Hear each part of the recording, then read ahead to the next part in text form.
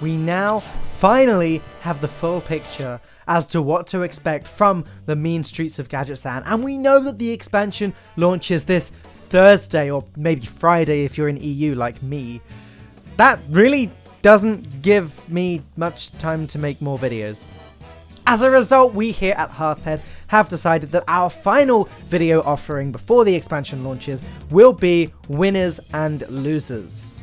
It's more of a personal video, as today I'm going to give you my opinion on which classes won the expansion and which classes lost. Quick disclaimer, that does not necessarily mean that the classes that I say won the expansion will end up being top tier immediately after it comes out. Nor does it mean that the classes that lost are down in the dumpster where Priest currently sits right now. It's just a general idea of, with the expansion, which classes got buffed the most and which aren't really going to be affected that much. And starting with the winners, in my opinion, Druid is going to be the strongest deck moving forwards. I mean, Druid has a history of always being strong, and Gadgetzan definitely does not hold Druid back with the introduction of the Jade Golems. Yes, Rogue and Shaman get Jade Golems too, but the classes can't use them quite as efficiently as the Druids can. Especially thanks to the card Jade Idol. Jade Idol not only guarantees that Druid now just can't lose to Fatigue, but it's also a 1-mana 7/7, 10/10, 30/30 that can be used an infinite amount of times. Along with the tools that Druid already have, and some crazy synergies here with Gadgetzan Auctioneer, I am confident that with the new Jade Golem cards, well, Druid's it's not going to get any worse. Now my first loser, we're actually going to turn to Shaman. Shaman is currently the best deck in Hearthstone, yes. But they don't seem to gain all that much from mean streets of Gadgetzan.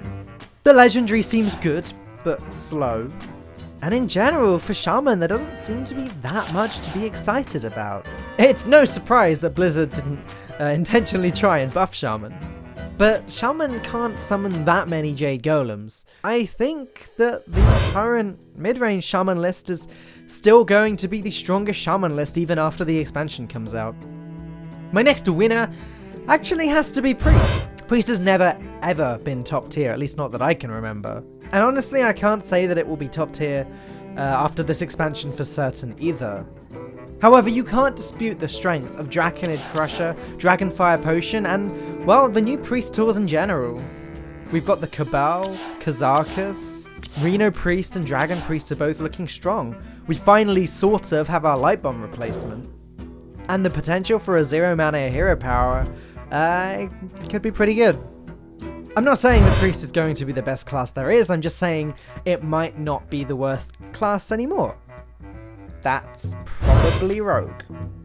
Rogue is already in a tough spot where the decks are incredibly skill intensive and don't actually see that much play. Well, that only gets worse with Mean Streets of Gadgetzan. With a new emphasis on stealth, Rogues just don't seem to be going anywhere. The legendary is awful, and like with the Shaman, there just don't seem to be enough Jade Golem cards.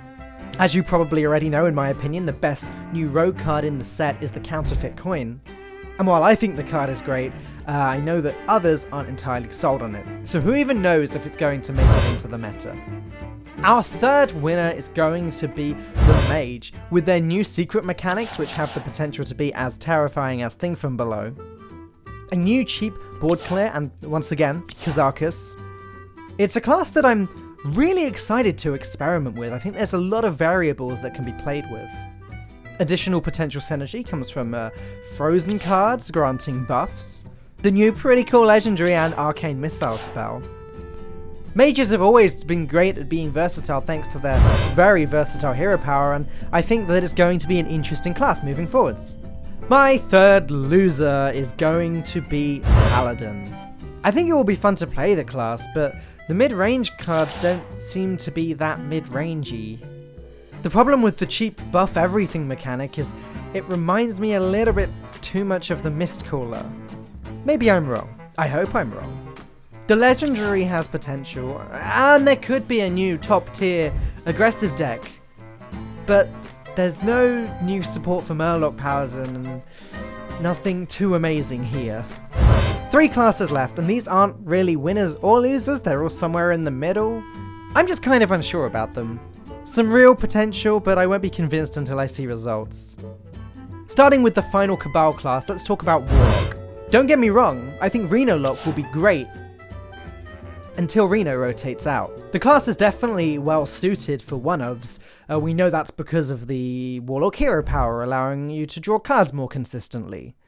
But it doesn't gain much else. It has Kazarkas, yes. But the new legendary is really disappointing. The fact that you actually have to hoard up demons in your hand, and also buff out the board clears before you can play it and really get anything out of it. There's nothing here to benefit the already strong Zoolock deck. And everything else just looks a little bit lackluster. It's worth noting here that Sergeant Sally works very well with Power Overwhelming. It does give the Warlocks an extra board clear. There certainly is Reno Lock potential, otherwise it's just a bit dull. And that actually leaves the rest of the grimy goons. That's not to say I think the hand buff mechanic is bad. I actually think it's the most skill intensive in the set, as sequencing which order you play your minions is going to be really important with these cards. But hunters are kinda held back by the fact that they only really target beasts. Admittedly, there are a lot of new, great looking beasts in this new set. It's just a shame that they have to be so situational. The legendary looks great, but the weapon looks horrible. Warriors seem slightly better to me, with the weapons being buffed in the hand. That actually makes aggro warrior really strong. We're probably going to see a lot more pirates in the near future. And the legendary is very cool as well. The problem is there are a lot of cards that require a very specific synergy to actually get anywhere whatsoever, such as Public Defender, Sleep with the Fishes, and Stolen Goods. It's just a massive shame that they rely so heavily on having another card, because you could end up with a handful of dead cards as a result. And that's it! I want to clarify that I am genuinely looking forward to playing every single class. The expansion looks great all around. I just clearly think some classes are looking better than others right now. And I look forward to being proven wrong when the meta forms and everything I said doesn't happen. We'll see. Guys, I hope you've enjoyed our last few weeks of Gadgetzan coverage. What is your favourite card announced, and which do you think is going to be the best class after the expansion? Which are you looking forward to playing for the first time the most? Let me know in the comments. As always, go and check out Hearthhead. Like this video and subscribe to the channel if you enjoyed watching. I'll catch you next time.